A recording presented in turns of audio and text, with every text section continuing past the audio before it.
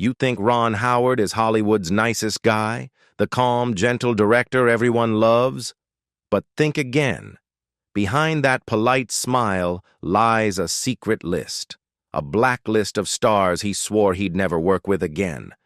These weren't just colleagues. They were friends, mentors, even heroes. They helped him win Oscars, then tore apart the piece he built his entire career on. From fiery egos to explosive on-set feuds, these are the moments that pushed even Hollywood's most patient man to his breaking point. Here are the top 6 actors Ron Howard hated the most, and trust me, you won't believe who made the list. Number 1. Jim Carrey. Ron Howard once joked that How the Grinch Stole Christmas nearly stole my sanity. He wasn't exaggerating. What began as a festive fantasy in 2000 turned into one of the most chaotic shoots of his career, and the storm at its center was Jim Carrey. Brilliant yet volatile, Carrey spent 8 hours a day trapped inside layers of latex and fur. By day 3, he was lashing out at everyone. Makeup artists, assistants, even Howard himself. During one infamous morning, he ripped off his gloves and screamed, "You try acting inside a rubber coffin." The crew stood frozen while Howard tried to calm him down, but the tension only worsened. Carrey began improvising scenes, changing dialogue mid-take, and throwing scripts to the floor. It was like walking on broken glass, one crew member recalled. The ever-calm Howard reached his breaking point and quietly met with Universal executives, warning that the production was spinning out of control. The studio's solution? Hiring a Navy SEAL survival expert, the same man who trained soldiers to endure torture, to help Carrey cope with the costume. By the end, Howard looked years older. The movie became a Christmas classic, but privately, he admitted it had drained him. When asked about Carrey, he smiled and said, "He brought a lot of energy." Off the record, though, he confessed, "That film aged me a decade." Carrey later joked on the Graham Norton show, "That makeup was like being buried alive every day. I went a little grinchy."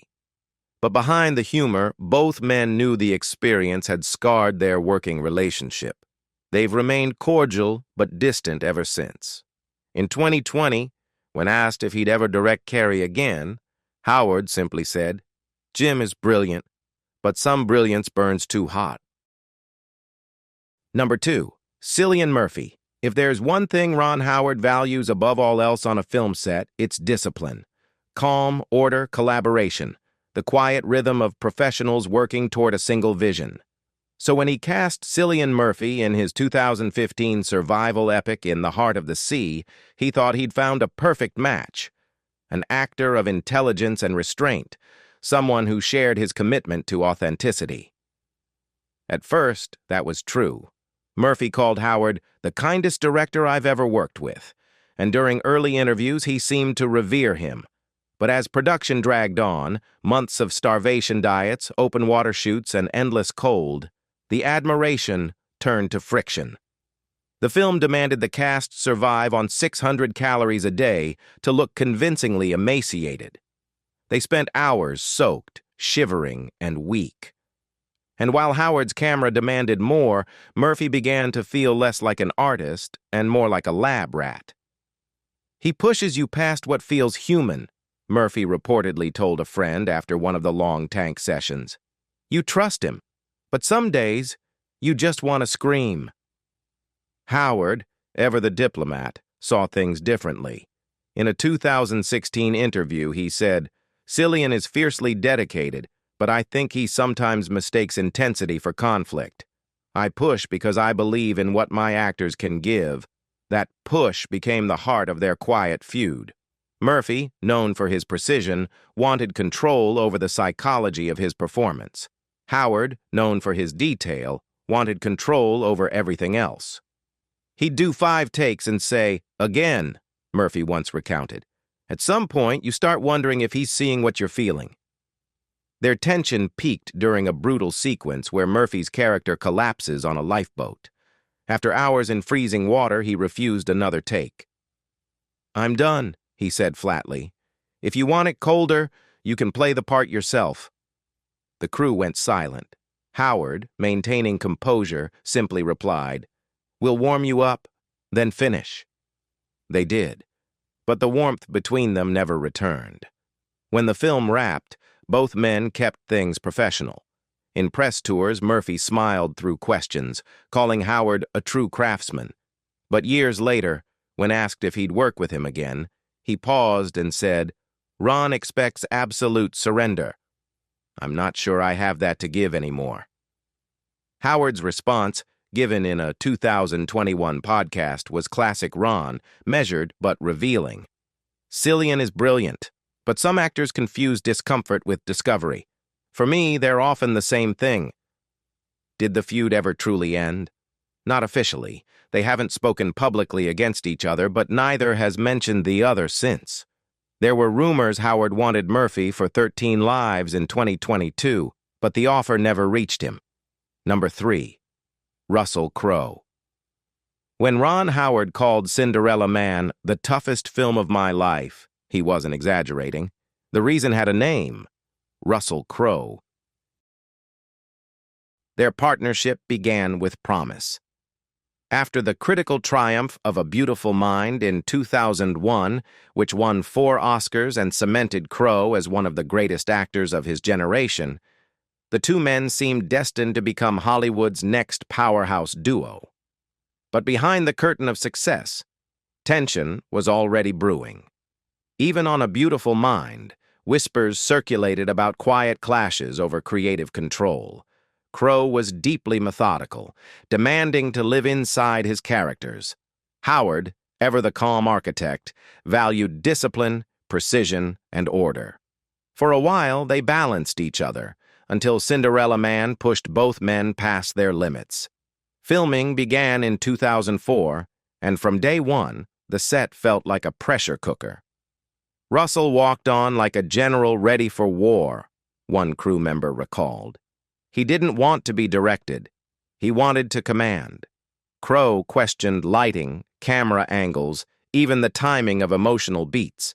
During one intense boxing scene, witnesses say he shouted across the ring, "You don't understand the character's pain." Howard's response was pure restraint. He didn't yell. He just stared, tight-lipped, unmoving. But that silence, crew members later said, felt louder than a scream. As production dragged on, the tension deepened. Crowe insisted on reshooting entire monologues because he didn't believe in the emotion. Howard, trying to keep the film on schedule, saw his set becoming a battlefield. He confided to producers that working with Crowe was like riding a bull while trying to build a church. The film turned out brilliantly. Critics praised it, audiences loved it, and Crowe delivered one of his most grounded performances. But when the press started asking if they'd team up again, Howard's smile said everything. "Once was enough," he told one interviewer. Crowe, for his part, didn't deny the strain. "Ron and I have different rhythms," he admitted years later. "He's meticulous, every shot measured, every emotion planned. I'm chaos. I have to feel it in the moment. We just collided." Insiders say their final conversation after Cinderella Man was polite but final. No shouting, no insults, just exhaustion. They shook hands, promised to stay in touch, and never work together again. Over the years, time softened the edges but not the distance. In 2019, when asked if he'd ever direct Crowe again, Howard's answer was telling, "Russell is a force of nature. You don't direct a force, you survive it." Crowe, meanwhile, paid respect in his own way. In a 2020 interview with the Sydney Morning Herald, he said, "Ron's one of the best. We just approach the mountain differently." Number 4. Tom Cruise. It's hard to picture Ron Howard, the soft-spoken, steady hand behind Apollo 13 and A Beautiful Mind, locking horns with anyone. But in 1992, on the sweeping Irish epic Far and Away, he met his match in Tom Cruise, Hollywood's unstoppable force of energy and ego. At the time, Cruise was untouchable. He'd conquered the box office with Top Gun and earned respect with Born on the 4th of July. Howard, meanwhile, was building a reputation as the director who could control chaos, a quiet perfectionist who found clarity through calm. On paper, it looked like a dream collaboration. On set, it became a slow-burning war. From the first week of filming in Dublin, the tension was palpable. Cruise wanted to feel everything. He wanted sweat, screams, fury, the pulse of life in every frame. Howard wanted the opposite: patience, precision, subtlety. The two clashed on how to find truth in a scene. During one rain-soaked take, Cruise stopped mid-shot, ripped off his gloves, and shouted, "This doesn't feel real!" Howard didn't flinch. "Real isn't about noise, Tom," he replied quietly. The air froze. Even Nicole Kidman caught between them, tried to smooth things over. But the damage was done. Crew members described the atmosphere as like a boxing match without punches. Crews started rewriting lines, demanding new takes, and arguing that Howard's direction killed the fire. Howard's trademark smile began to vanish. He began shooting extra coverage behind Cruise's back, just in case the actor changed his delivery again. In post-production, insiders say Howard referred to the film as a marathon of control disguised as collaboration. When Far and Away premiered, critics praised its scale but noted its uneven tone, a reflection perhaps of two visions pulling in opposite directions. Asked about the experience months later, Howard kept it diplomatic but sharp. Some people confuse passion with chaos. He never mentioned Cruise by name, but everyone knew who he meant. Cruise, for his part, didn't hold a grudge, at least publicly. In a 2002 interview, he called Howard a consummate professional, but added with a grin, "We just see filmmaking differently. Ron wants control. I want combustion." The two men have never worked together since. When Howard was asked in 2019 if he'd direct Cruise again, his answer was measured but final. "Tom's intensity is extraordinary. But sometimes, the energy on set needs to flow in more than one direction." Number 5. Chevy Chase. Ron Howard has always believed filmmaking should be about balance, calm leadership guiding creative chaos into order. So when Universal suggested pairing him with Chevy Chase for a big-budget comedy in the late 80s, Howard didn't even think twice. He refused before the first meeting. His words to producer Brian Grazer were blunt: "I won't babysit a hurricane." By then, Chase's reputation for being difficult had already spread across Hollywood. On Saturday Night Live, he'd fought with castmates and directors. On film sets, he was known for walking off mid-scene, mocking co-stars, and clashing with producers. Howard, who valued harmony above ego, wanted no part of it. When Chase heard about the rejection, he reportedly scoffed at a party, "Howard only works with nice guys." "Must be boring as hell," Howard's reply was cool and cutting. "That's exactly the point." The remark summed up everything about their divide. Chase thrived on chaos. Howard built his career on control. Decades later, when Community reignited stories of Chase's temper, Howard was asked if he'd ever direct him now. His answer was quick: "Some chaos isn't worth capturing on film."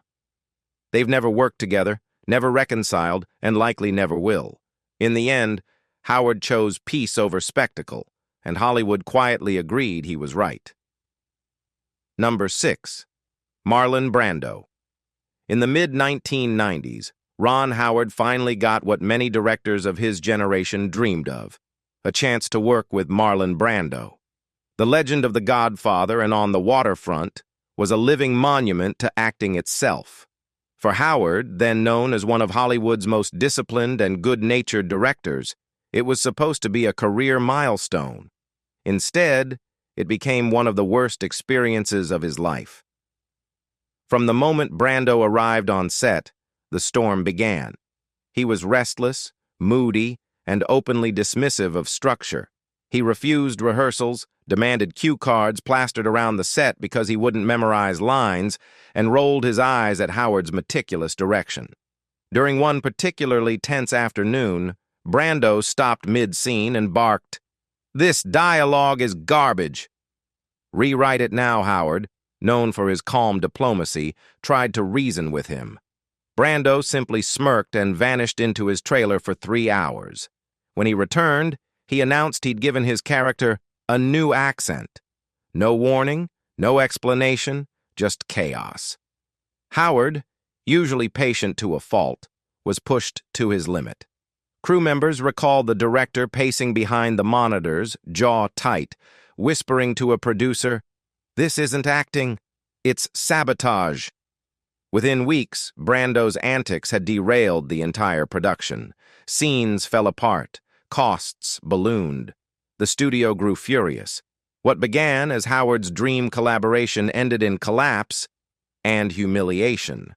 When the project was officially shut down, Howard said quietly to his team, "Genius is no excuse for madness." Brando, for his part, brushed it off in interviews. When asked about the failed film, he shrugged, "Directors today want control, not truth. I don't do control." It was a trademark Brando response, cryptic, arrogant, and utterly dismissive. Howard, on the other hand, refused to ever speak Brando's name publicly again. But in private, he confided to colleagues that the experience had permanently changed him as a filmmaker. Working with Marlon Brando, he later admitted, was like trying to reason with a hurricane. The two men never reconciled. By the time Brando died in 2004, Howard had long since stopped chasing the idea of greatness through chaos. In fact, he built his later career around the opposite: calm, precision, and collaboration. Brando remained the cautionary tale he never forgot. And though Howard has never criticized him openly, those who know him best say that one ordeal taught him the clearest lesson of his career. Never mistake unpredictability for brilliance. Some storms, he learned, simply aren't worth weathering. In the end, Ron Howard's story isn't just about the 6 actors he refused to work with. It's about the quiet power of discipline in an industry fueled by ego. But what do you think? Was Ron Howard right to draw the line? Or should genius always come before harmony? Let us know your thoughts in the comments below. And don't forget to like, subscribe, and turn on notifications for more revealing stories about Hollywood's hidden rivalries and untold truths behind the stars.